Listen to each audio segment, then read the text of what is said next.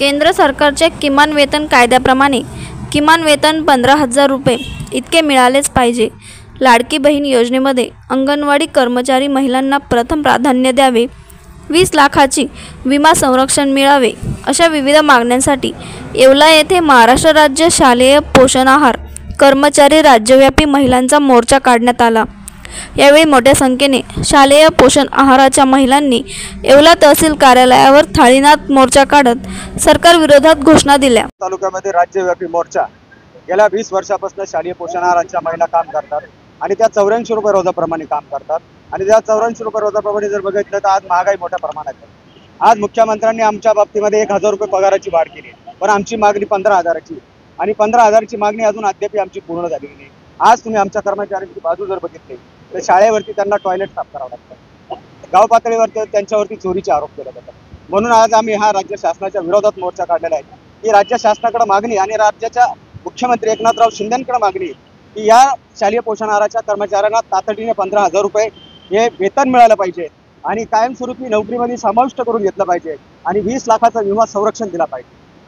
जे मुख्यमंत्री लाडकी बहीण योजना या महाराष्ट्रामध्ये जी आलेली आहे आणि ही मुख्यमंत्री लाडकी बहीण योजना येत असताना मुख्यमंत्र्यांना आमचं एक आव्हान आहे की शालेय पोषण आहाराच्या कर्मचाऱ्यांना हे पहिलं प्राधान्य दिलं पाहिजे, कारण या महिलाच आहेत आणि ह्या महिला जर आपण बघितलं समाजामध्ये 84 रुपये रोजाप्रमाणे काम करतात, म्हणजे समाजामध्ये अतिशय लज्जास्पद काम करतात। म्हणून पहिलं प्राधान्य मुख्यमंत्री लाडकी बहीण या योजनेमध्ये शालेय पोषण आहाराच्या महिलांना मिळालं पाहिजे। त्यांना कुठेही कागदपत्राची अटी शर्ती लागू झाल्या नाही पाहिजे, डायरेक्ट इनडायरेक्ट त्यांच्या खात्यावरती 1500 रुपये आले पाहिजे।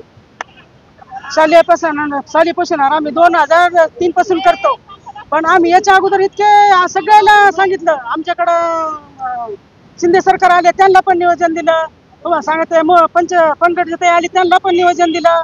आम्ही सर्वांना नियोजन देऊन आम्ही असं थकलो, पण हे जे लाडकी बहीण योजना काढली शिंदे सरकारनी पण आम्हाला काहीच नाही मान्य झाले। आम्ही 600 रुपयापासून केलो, आता त्यांची लाडकी बहीण त्यांची कोपऱ्यातली निघाली। अरे सावतर बहीण सकाळी कामाली तर तिचा कोणी विचार करत का? नाही, आम्ही इतके मुलं बाळ सोडून येतो माहितीये का? आमच्या घरचे लोक आम्हाला म्हणते तुम्हाला काय परवडतं, काय मिळणार आहे तुम्हाला, तुम्ही मरून चालले तर तुम्हाला काही मिळणार नाहीये। पण शिंदे सरकारने आमच्यासाठी काहीतरी करावं, आमचा जीव भाऊ उभा राहिला आमच्या पाठीशी, त्याच्या जिरा आंदोलन होते ते आम्ही आमच्या भावासंग पाठीशी उभा राहू, हे आमच्या माझी कळकळीची विनंती। 15,000 आम्हाला किमान मानधन मिळालंच पाहिजे। आमची एवढीच कळकळीची विनंती ही लाडकी बहीण यांनी योजना काढली ही काहीच पटली नाही, पण आम्ही अंगठ बाजार आहे ते म्हणले हे कागदपत्र काढा ते कागदपत्र काढा आणि तुम्हाला 15,000 रुपये तुम्हाला 2,500 रुपये येतं मानधन, तुम्हाला मिळणार नाही, पगार मिळणार नाही, हे लाडक्या बहिणीची योजना तुम्हाला मिळणार नाही। पण कसे नाही मिळणार, आम्हाला नको आहे ती, पण आम्ही जे काम करतो हिचं तरी तुम्ही पगार द्या ना आम्हाला। दुपारून भांडे घासायला त्याचा 1,000 2,000 रुपये महिना आणतात आणि आम्ही काय करतो 1500 रुपयावर खिचडी करतो, आमचं कोणीच काही करीत नाही। शिंदे सरकारला पण नियोजन दिलं, आम्ही सगळ्या पंकजाताई मुंडे पैठणला आले त्यांना पण नियोजन दिलं, पण आमचं कोणीच काही करीत नाही। पण शिंदे सरकारने देवेंद्र फडणवीस एवढा आमचा सगळ्यांनी विचार करावा, माझी एवढीच कळकळीची विनंती आहे की त्यांना हात जोडून सांगते। पण आम्ही जिथं मोर्चा